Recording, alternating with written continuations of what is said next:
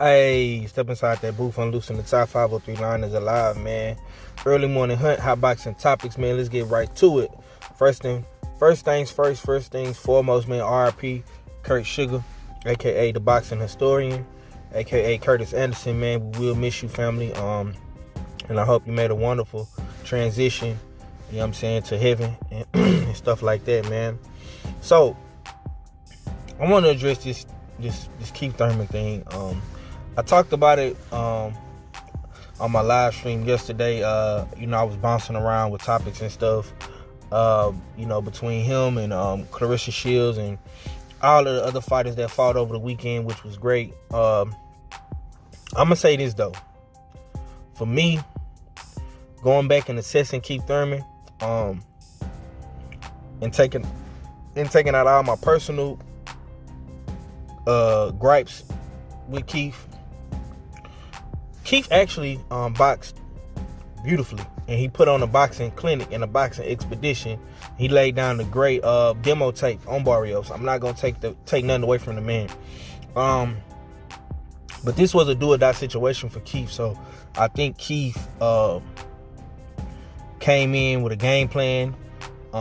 He didn't want to stand in front of Barrios and trade with this guy, anything like that. He used his footwork, his angles. Yes, he still showed holes in the game. He still is vulnerable to the body, and I think that's just something that I think is installed in him at this point in time. Some fighters are, are weak in certain aspects of their game. Some dudes can't get out the way of a jab. Some dudes are suckers for left hooks or right hooks. Some dudes can't cut the ring off. I mean, Keith Thurman just have problems with body shots. You know what I'm saying? And honestly, man, I mean, I'd rather have that as a problem than a chin problem, because, you know what I'm saying, a lot of people don't punch to the body. That's like a lost art in the sport of boxing. But like I say, I know down here in Texas, and in certain places, man, dudes are phenomenal body punchers. But for me, man, this is the good, the bad, the ugly, and the truth with Keith Thurman. The good part is, yes, he did look good on his return. He boxed beautifully. I feel like could he have sat down more on his shots and really tried to hurt Barrios and close the show? Yes, but he boxed. You know what I'm saying? Footwork looked good. He outlanded Barrios by a landslide. It wasn't even close, in my opinion, how he beat this boy up. Kudos to him for that. The bad part about that is Barrios was a first-time welterweight at 147. People are not going to give Keith Thurman his just due or his flowers for that win. People are going to put an asterisk by that win.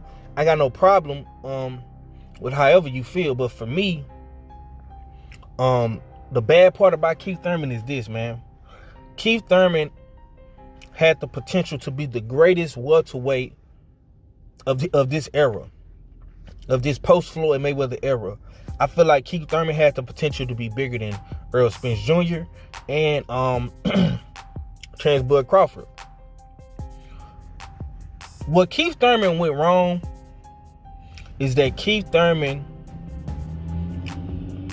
he underestimated the market and the landscape of the welterweight division, and he overvalued himself.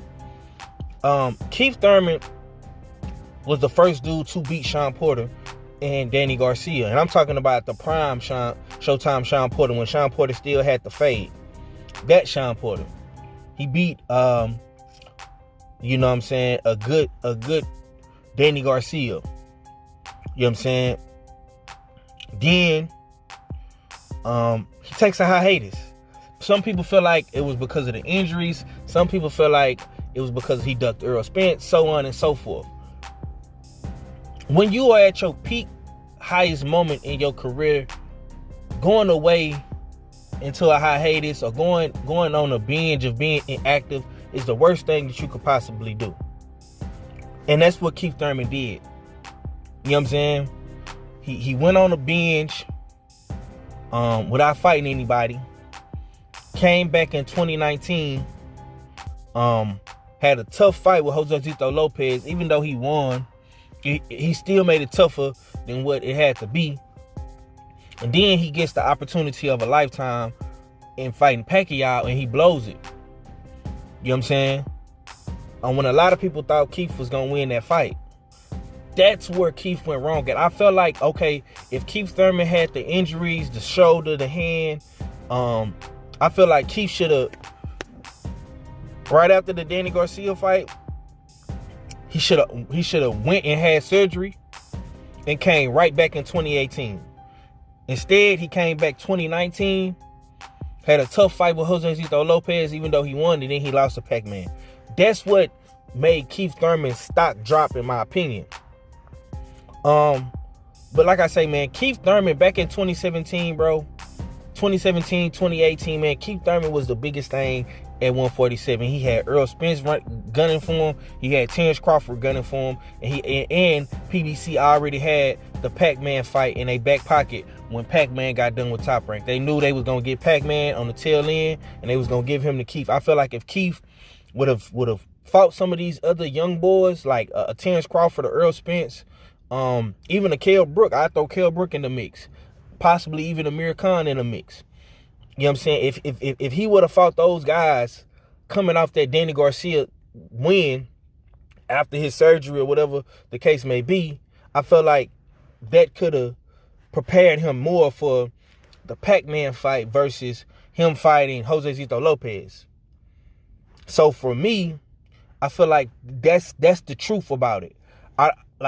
People don't like Keith Thurman for valid reasons. You know what I'm saying? People, he left his fans in the dust. Some people feel like he ducked Errol Spence. Some people feel like he ducked Terrence Crawford. Whatever the case may be. So that's the truth when it comes to Keith Thurman. That's the ugly. People don't like to hear it, but it's the truth. Does Keith Thurman have the potential to possibly bounce back and be at the top of the top? Yes. But he's going to have to go through the ringer. He's going to have to fight a Jerron Boots Ennis. People keep hollering about, oh, I want to see Errol Spence versus Boots. I want to see Bud versus Boots. No. Let Keith Thurman fight Boots. You know what I'm saying? Let Keith Thurman fight Virgil Ortiz. Let Keith Thurman fight David Avanesian. Let Keith Thurman prove himself that he's still capable and able to hold his own. Because people always love to bring up, oh, well, he beat Sean Porter first. He beat Danny Garcia first. You know what I'm saying? Okay. Let's see if he can beat Boots Ennis first. Let's see if he can beat Virgil first. Let's see if he can beat Avanesian. We need to see those type things. I don't think it's asking for too much. If we really want to see undisputed between Bud and EJ, let Keith Thurman fight one of the young boys. Let him fight a Stayonis, a Butiev. Is that too much to ask for at this current moment in time with Keith Thurman's career? Me, myself, personally, I think not. I'm not trying to be funny when I say that, but you know what I'm saying? Errol Spence and Terrence Crawford have kept the welterweight division afloat. You could sit up here and say Terrence Crawford did this, Errol Spence did this, blah, blah, blah, blah. But these dudes kept welterweight what it needed to be. You know what I'm saying? Because of Keith Thurman. This is why the welterweight division is the way it is, because Keith Thurman did not fight those guys. So they had to pick the slack up and continue with the platoon to get to the finish line. And we this close, y'all. We this close to the finish line at 147. I'm not finna let Keith Thurman skip all these other dudes just because of what he did in 2017. No. You took damn near all this time off. You know what I'm saying? You had 2 layoffs for damn near 2.5 years. Because you left in 2017, you came back 2019, you left in 2019, and you came back in 2022, bro. So that's damn near 4 years of inactivity. 3.5 years, 4 years, whatever the case may be. I'm not finna let you come up in here and skip everybody else and what they trying to do with Errol Spence and Terrence Crawford when you got Boots Ennis right there who want to smoke. You got Virgil Ortiz right there who want to smoke. You got David Avanesian right there who want to smoke. You got Stayonis. You got Butiev. You got Connor Bean. You got Rashidi Speedy Ellis. You got all these guys still right there that want to smoke. Fight one of them before you could just think you can come up in here and skip the line, man. That's all I'm saying, man. But y'all let me know what y'all think about this video. Smash the like button, leave a comment down below. The good, the truth, the bad, the ugly. With Keith Thurman, the return of Keith Thurman, man. Let's see if Keith Thurman stay active this year, man. That's the main thing I really want to see from Keith Thurman. Let's see if he can get 2 more fights. You know what I'm saying? In 2022, man.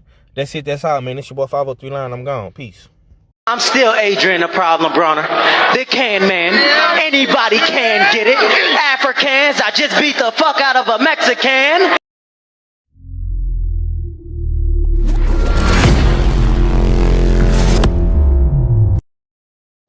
Boy, just be yourself. If people don't like it if you're being yourself, fuck them. Message.